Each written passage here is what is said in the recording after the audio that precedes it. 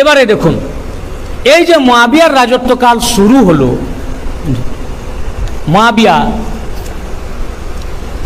মুয়াবিয়ার রাজত্বকাল যখন শুরু হলো, ও ইমাম মওলা পাককে মেনে নিতে পারল না। কাকে? মওলাই কায়নাত পাককে সে মেনে নিতে পারল না। মেনে তো নিতে পারলই না, মওলাই কায়নাত পাকের বিরুদ্ধে যুদ্ধ ঘোষণা করলো। বুঝেছেন কি করলো? আচ্ছা বলুন তো, এটা প্রত্যেক মাযহাবের আকীদা, বেরেলি, দেওবন্দি, ওয়াহাবি, লামজাবি, তারা বলে তাদের সকলের আকীদা চারজন আমিরুল মুমিনিন খোলাফায়ে রাশেদিন। তাদের বক্তব্য আমি বলছি, আমার বক্তব্য নয়। হযরত আবু বকর, হযরত উমর, হযরত ওসমান, হযরত মাওলা আলী, চারজন তাদের বক্তব্য অনুসারে খোলাফায়ে রাশেদিন। এবং এই চারজনের মধ্যে কোনো একজনকে যদি কেউ খলিফা না মানে, আমিরুল মুমিনিন না মানে, তো ইসলাম থেকে ও ঈমান থেকে খারিজ, ঈমান থেকে কি হলো? খারিজ হয়ে গেল। মুয়াবিয়া দেখুন কি বলেছে। এই যে হাদিসটি আমি শোনাবো, এখানে দুইটি বিষয় ক্লিয়ার হবে। এটা এক নম্বর। দুই নম্বর, এক শ্রেণীর লোক বলেন যে আরে তোমরা মুয়াবিয়াকে এত কথা বলছো, তোমরা মুয়াবিয়াকে এত কথা বলছো, আরে বড় ইমাম পাক তো মুয়াবিয়ার সাথে সুলহ করেছেন।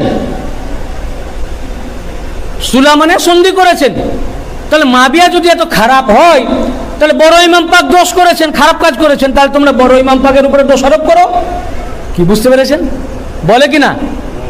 শুনুন, তাদের যুক্তিটাও বলা দরকার আছে। তারা বলে তাদের ওয়াজের মধ্যে যে যদি মুয়াবিয়া খারাপ, তাহলে বড় ইমাম পাক কেন সন্ধি করলেন? ছোট ইমাম পাক তো তার জন্য গর্দান কাটিয়ে দিলেন, লড়াই করলেন, সন্ধি করেননি। ছোট ইমাম পাকের প্রেক্ষাপট আলাদা ছিল, কিন্তু বড় ইমাম পাক প্রেক্ষাপট যাই হোক, বড় ইমাম পাকও গর্দান দিয়ে দিতেন, উনিও শহীদ হয়ে যেতেন। কিন্তু শহীদ না হয়ে কি করলেন? খেলাফত দিয়ে দিলেন, সন্ধি করলেন। দেখুন তাদের লজিকটাও কিন্তু লজিক, যুক্তি। সন্ধি করলেন, তাহলে তো মেনে নিলেন। তাহলে বড় ইমাম পাক যখন মেনে নিয়েছেন, তাহলে আমাদেরকেও মেনে নেওয়া উচিত। আর তোমরা যদি বলো যে না, মেনে নেওয়া খারাপ, তাহলে বড় ইমাম পাক খারাপ করেছেন। ভাই, এর উত্তরে হাদিসের মধ্যে রয়েছে বড় ইমাম পাক খারাপ কাজ করেন নাই, এবং উনি যেটা সন্ধি করেছেন বড় ইমাম পাক, মওলায়ে কায়নাত পাকও সন্ধি করেছিলেন, শুধু বড় ইমাম পাক করেননি।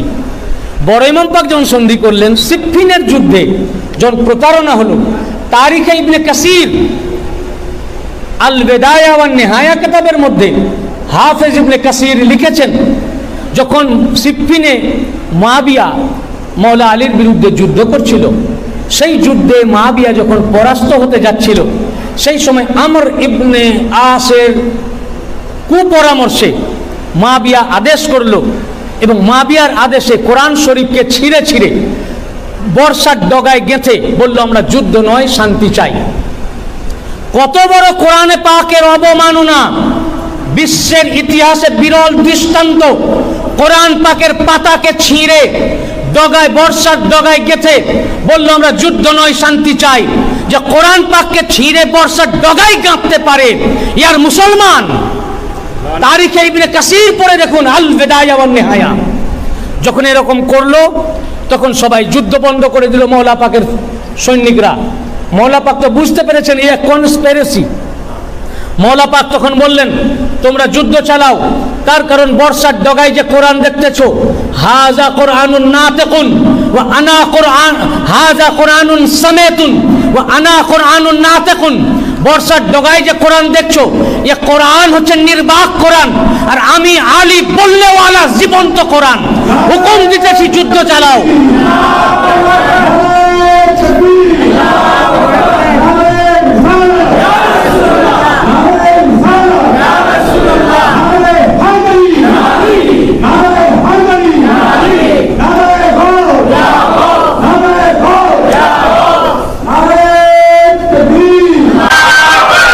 কত বড় প্রতারণাকারী, ছলনাকারী, এরকম করলো।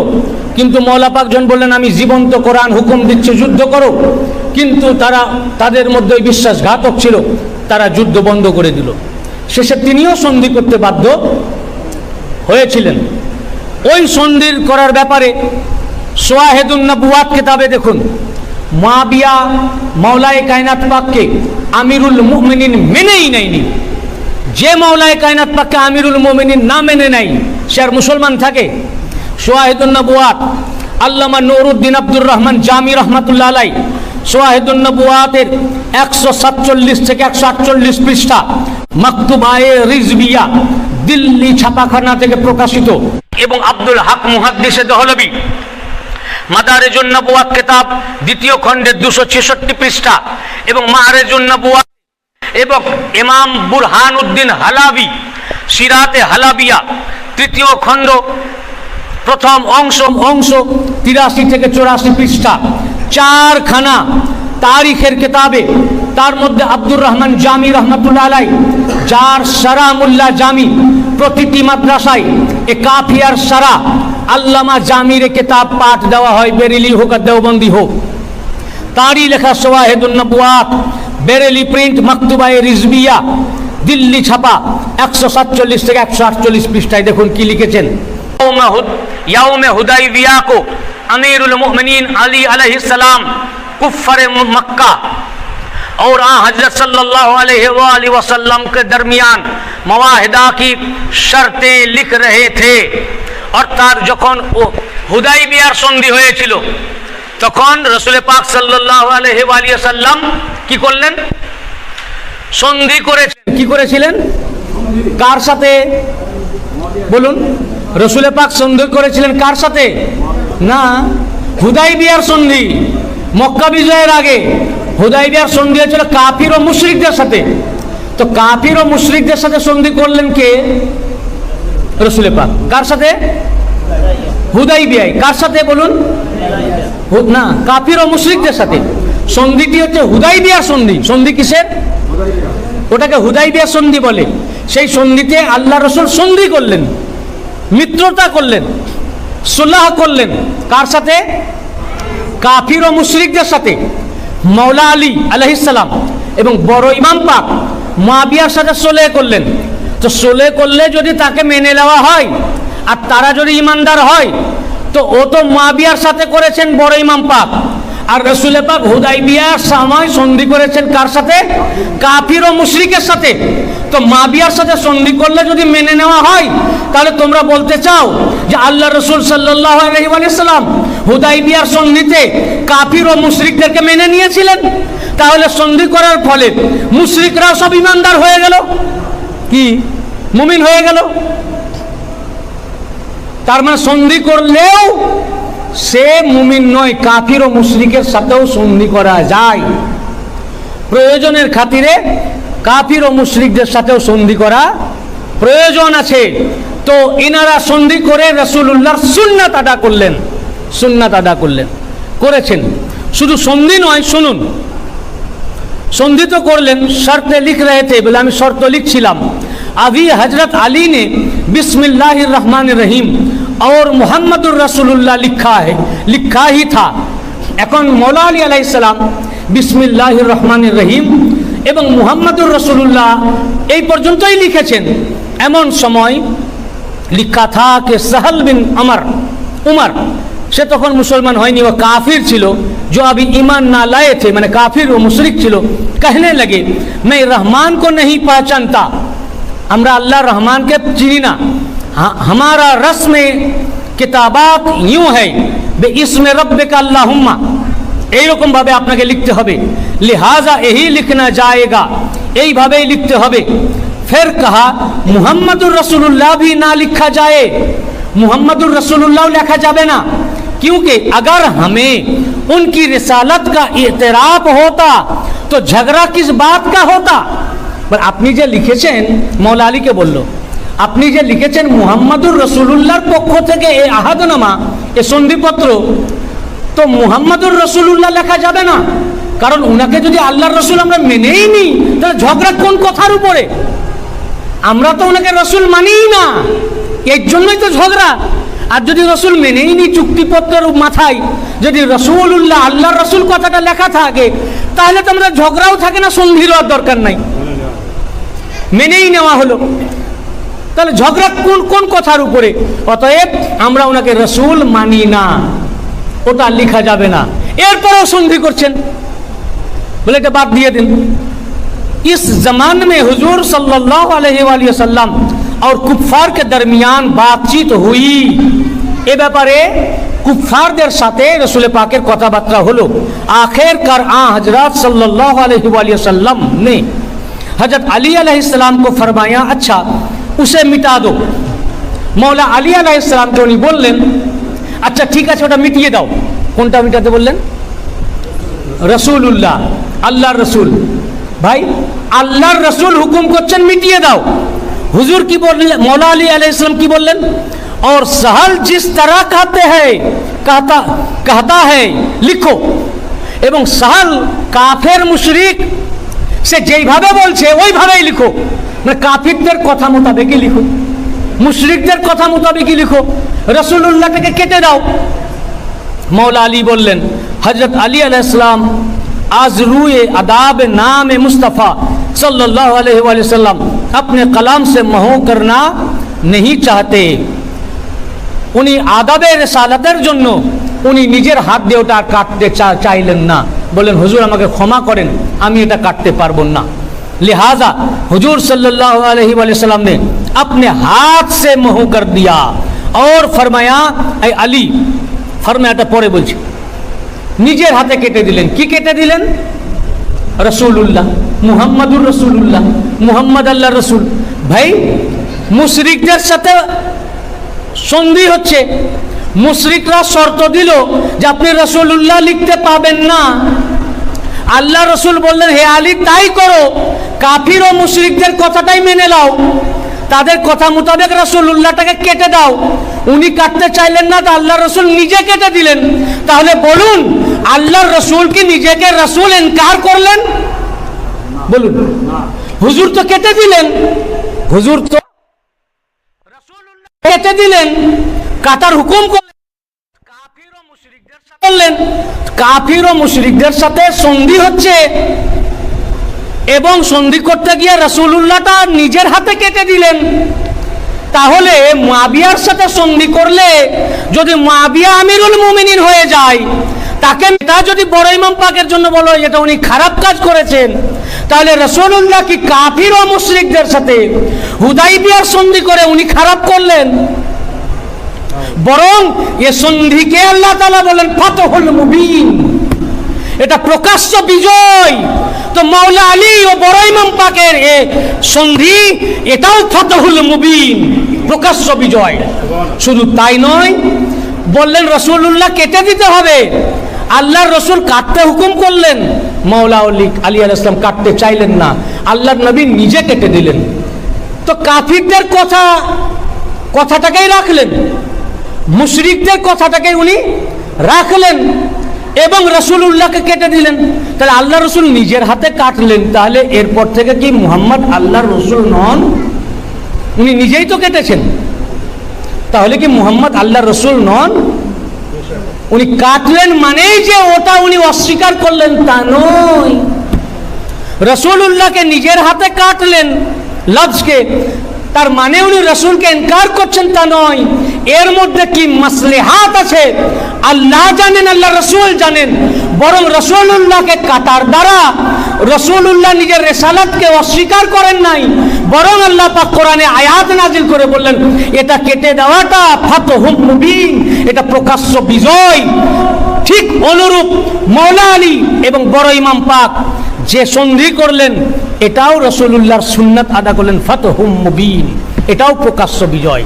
সন্ধি করলেই তাকে মেনে নেওয়া হয় না। কাফির ও মুশরিকদের সাথেও যদি সন্ধি করা যায় তো মুনাফিকের সাথেও সন্ধি করা যায়।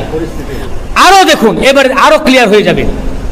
যখন রসুল পাক সাল্লাল্লাহু আলাইহি ওয়াসাল্লাম নিজের হাতে মুহাম্মাদুর রাসূলুল্লাহ সাল্লাল্লাহু আলাইহি ওয়াসাল্লামকে কেটে দিলেন, কাটার পরে বললেন और फरमाया, মৌলা আলী যখন কাটতে চাইলেন না, বললেন হুজুর আমি এটা কাটতে পারবো না, আমার বেয়াদবি মাফ করেন। তো রসুল পাক কেটে দিলেন, কাটার পরে বললেন और फरमाया ए अली तुम पर भी एक ऐसा वक्त आने वाला है, खास नुक्ता, ए अली, আল্লাহ রসুল গায়েবের খবর দিচ্ছেন, ভবিষ্যৎবাণী। এ আলী तुम पर भी एक ऐसा वक्त आने वाला है, তোমার উপরেও ঠিক এই রকমই সময় আসবে। এই রকমই সময় মানে কি? সময়টা কার সাথে কার? তাওহীদের বিরুদ্ধে মুশরিকের সন্ধি, তাওহীদের সাথে মুশরিকের সন্ধি নাকি, একত্ববাদের সাথে শিরকের সন্ধি। তো এখন যেমন তাওহীদবাদের সন্ধি হচ্ছে মুশরিক ও শিরকের সাথে, তোমারও এইরকম একটা সময় আসবে। এর দ্বারা কি বুঝলেন? তার মানে তুমি থাকবে তাওহীদের পক্ষে, আর তুমি যার সাথে সন্ধি করবে এরা শিরক ও মুশরিকের পক্ষে। অর্থাৎ যাদের সাথে মাওলা আলী সন্ধি করবেন তাদেরকে আল্লাহর রাসূল মুশরিক ও কাফিরের সাথে তুলনা করলেন। কার সাথে? मुशरिक और काफिर साथे। चुनंचा जंगे सिफ़ीन के बाद हजरत सैयदना अली अलैहिस्सलाम और मुआविया के दरमियान एक सुलहनामा हुआ। कातिब ने सुलहनामा की तहरीर ठीक सिफ़ीनेर समय मौला अली अलैहिस्सलामेर साथे मुआवियार सुलहनामा हलो सन्धिपत्र। तो कातिब ने सुलहनामा की तहरीर यूं शुरू की, एरकम भावे लिखलें, ये मुआहिदा अमीरुल मोमिनीन अली का है, ये चुक्ति पत्र अमीरुल मोमिनीन अली अलैहिस्सलामेर। की लिखलें? अमीरुल मोमिनीन अली अलैहिस्सलामेर पक्ष थेके। ওই হুদাইবিয়ার সন্ধিতে কি লেখা হয়েছিল? যে মুহাম্মাদুর রাসূলুল্লাহর পক্ষ থেকে, এই সন্ধিপত্র মুহাম্মাদুর রাসূলুল্লাহর পক্ষ থেকে। তো বললো যে ওইটা কেটে দিতে হবে, রাসূলুল্লাহ লেখা যাবে না। মাওলা আলীর সাথে যখন সন্ধিপত্র হচ্ছে তখন সন্ধিপত্রে কি লেখা হলো? আমিরুল মুমিনিন আলী আলাইহিস সালামের পক্ষ থেকে। মুআবিয়া ने कहा, যখন হুদাইবিয়ার সন্ধিতে লেখা হলো মুহাম্মাদুর রাসূলুল্লাহ পক্ষ থেকে সন্ধি, তো সাহাল বিন সাদ কাফির ও মুশরিকরা বলেছিল যে আমরা যদি রাসূলই মেনে নিই তার যুদ্ধ কিসের, তাহলে মতবিরোধ কিসের, এটা কাটতে হবে। ঠিক অনুরূপ যখন আমিরুল মুমিনিন মাওলা আলী লেখা হলো উনার পক্ষ থেকে, তো মুআবিয়া ने कहा আমিরুল মুমিনিন না লিখো। কি লিখলো? কি বললো? আমিরুল মুমিনিন না লিখো। যেমন কাফির ও মুশরিকরা বললো মুহাম্মাদুর রাসূলুল্লাহ না লিখা যায়, এটা লিখা যাবে না, এটা ঠিক ওই मुशरिक জায়গায় দাঁড়িয়ে मुआविया बोलो अमीरुल मोमिनीन ना लिखो, अगर मैं उन्हें अमीरुल मोमिनीन तस्लीम कर लूं तो झगड़ा किस बात की है? बोलुन मुआवियार এই কথা হুদাইবিয়ার সন্ধিতে রাসূলুল্লাহ কথাটা ওই রকমই হলো কিনা? কথাটা এই ভবিষ্যৎবাণী করলেন তোমার আসবে যখন হবে। মুশরিকরা বলছে যদি ওনাকে রাসূল মেনেই নিলাম তো যুদ্ধ কিসের? ঠিক অনুরূপ তোমার উপরেও যখন আহাদনামা লেখা হবে আমিরুল মুমিনিন আলী ইবনে আবি তালিবের পক্ষ থেকে আহাদনামা, তখন মুআবিয়া বলবে আমি যদি আমিরুল মুমিনিন মেনেই নিই তাহলে যুদ্ধ কিসের? তাহলে তো যুদ্ধই থাকে না। তো আল্লাহর রাসূল মুআবিয়াকে মুশরিক ও কাফিরের সাথে তুলনা করলেন। কি করলেন কিনা ভাই? এবং মুআবিয়া নিজের মুখেই বলল আমি উনাকে আমিরুল মুমিনিন মেনে নিতে পারি না, আমি মানি না। তো মুআবিয়া যদি আমিরুল মুমিনিন না মানে খলিফাকে, খলিফাতুল ওয়াক্ত কে? মৌলা আলী। খলিফাতুল ওয়াক্ত কে? ইসলামের খলিফা কে? মৌলা আলী। ধর্মের খলিফা কে? মৌলা আলী। বলুন কে? আমিরুল মুমিনিন কে? যে মৌলা আলীকে খলিফা তসলিম না করলো, যে আমিরুল মুমিনিন না মানলো, ও কি হলো? রাষ্ট্রদ্রোহী। এবং উনি রাষ্ট্রের খলিফা নয়, ধর্মীয় খলিফা। কি? ধর্মীয় খলিফা। তাহলে শুধু রাষ্ট্রদ্রোহী নয় বরং ধর্মদ্রোহী। এই ওয়াকিয়া থেকে সাবেত যখন মুআবিয়া এই কথা বলল, जब हजरत अली ने सुना, এরকম কথা যখন শুনলেন, ফরমায়া সাদ্দাকা রাসূলুল্লাহ সাল্লাল্লাহু আলাইহি ওয়া আলিহি ওয়াসাল্লাম, আল্লাহ রাসূল সাল্লাল্লাহু আলাইহি ওয়াসাল্লাম ঠিকই বলেছেন। হ্যাঁ ভাই, আলী ইবনে আবি তালিবি লিখো। আল্লাহ রসুল এই দিনের জন্য আগেই ভবিষ্যৎবাণী করেছিলেন, তুমি আলী ইবনে আবি তালিবি লিখো, এটা হুদাইবিয়ার সন্ধির মওলা